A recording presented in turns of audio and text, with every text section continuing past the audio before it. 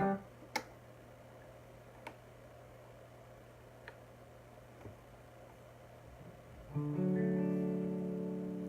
morning, everyone. Ment here.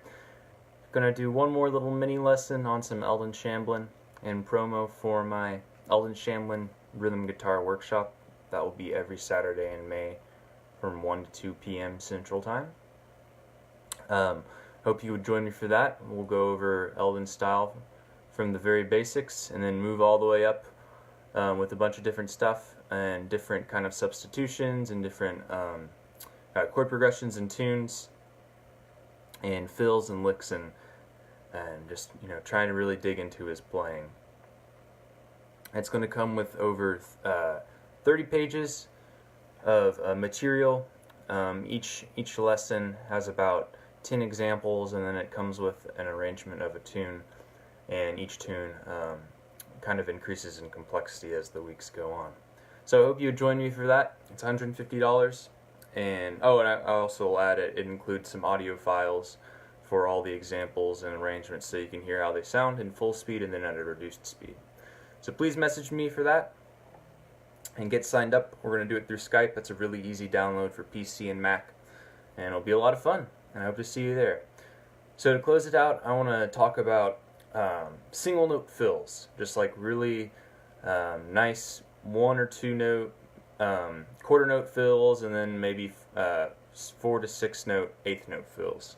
So a good tune to do that on is San Antonio Rose, and traditionally the song starts off in the key of D and then moves to the key of A or the key of A flat, depending on who you're playing with. So the chord progression is D, G, E, A, D. So it's 1, 4, 2, 5, 1. So what we can do with this, if we just play out of our basic C form out here, we can go D,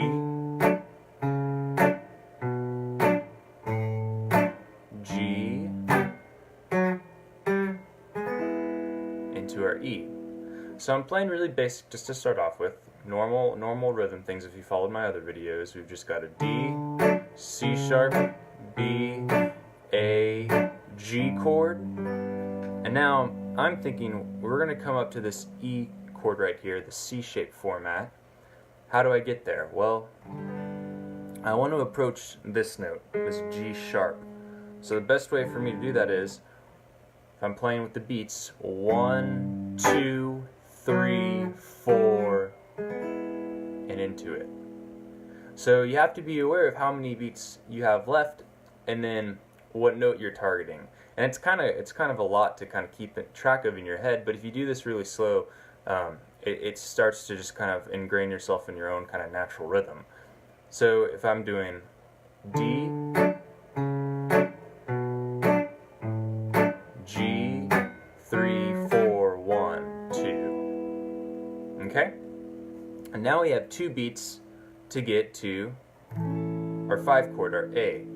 So I already know that I either want to land on this E, the 5th of the A, the C sharp, the 3rd of the A, or the A, the 1.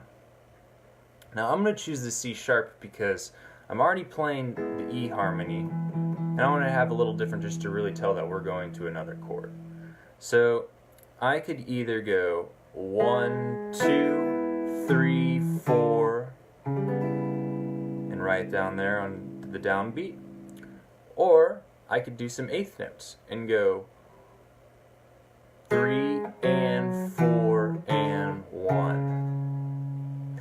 So that in context we would go 1, 2, 3, 4, 1, or 1, 2, 3 and 4 and 1. Those are really the most simple ways to do that, especially with this song. It's a mid to up tempo swing, so it's hard to add any kind of different rhythms other than your quarter note and 8th note fills. So let me do this. Let me back up and start on this D and show you both ways of getting to the A. So we'll go D,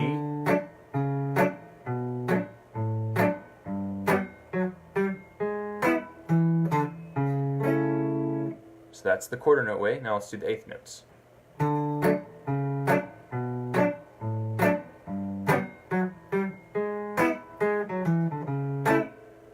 Eighth notes.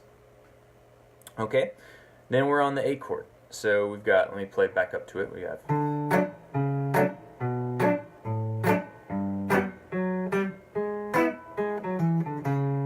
so what I'm going to do here, I'm going to adjust my hand and to play into this shape right here. This is my A chord with the C sharp in the bass. If you're thinking out of the larger shapes, it is your G shape, the really impossible, impractical one to finger. So we can do A, then a passing B minor chord. Come to my workshop and I'll tell you all about why that works. We have A, B minor, A, right back into that. So counting beats really slow. We've got 1, 2, 3, 4, 1, 2, 3, 4, 1. So you see that little thing right there, we've got it all timed out, so we know that it'll work. So 1, 2, 3, 4, 1, 2, 3, 4, 1, 2. Again, it's a timing thing. You got to take it really slow. So playing from our E to our A, we've got 1, 2, 3, and 4, and 1, 2, 3, 4, 1, 2, 3, 4, 1, 2. Just like that. So let's back this up. For those just joining us, we're talking about playing quarter note fills and eighth note fills on San Antonio Rose in the key of D. So we're starting on the D. We got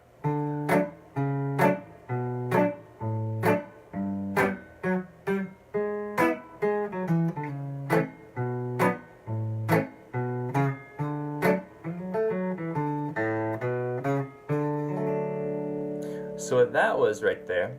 Eldon liked to frequent the pentatonics quite a bit. Really nice simple harmony. We're just sliding up to our F sharp. This is all over the D. Sliding up to the F sharp, grabbing the A, so that's 3 to 1, or I'm sorry, 3 to 5, and coming right back down our little pentatonic scale, F sharp, E, D, and then A, B, C sharp, D. That's all in D, but that little, it's just a common walk up. Maybe you could think of you're putting a 5 in there really quick just to reset yourself. So all together we've got D, G, E, A, D, D,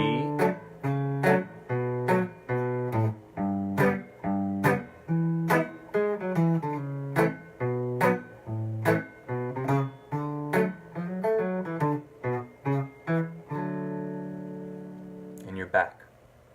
Now I added a few other fills really quick. We could do D,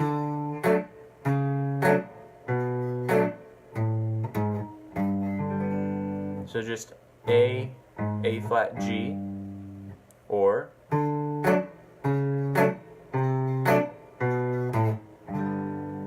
that one would be D, C sharp in the bass, C in the bass, and then just walking down the scale. B, A, G.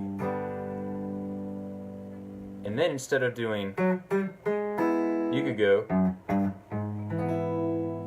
octave lower. F sharp, G, G sharp.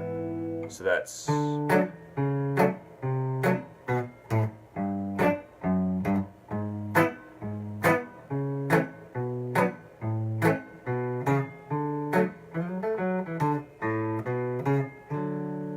so it's really up to you to figure out where you want to put those fills. There are a few tricks to it, depending on where the vocal phrase ends. It's just like playing fills in just traditional country music. You can do some things to pad over it, but a lot of the times when the vocal phrase ends, that's when you can really sneak in those eighth note lines. a little more freely, so that the band has something to listen to other than just a boom chick during that time. So I hope you learned something from that. Go and practice slowly with it. If you have any questions or if you would like to sign up for my workshop, please do. I appreciate all the support. And I'll get this up on YouTube so you can watch it again and again. Thank you. Bye.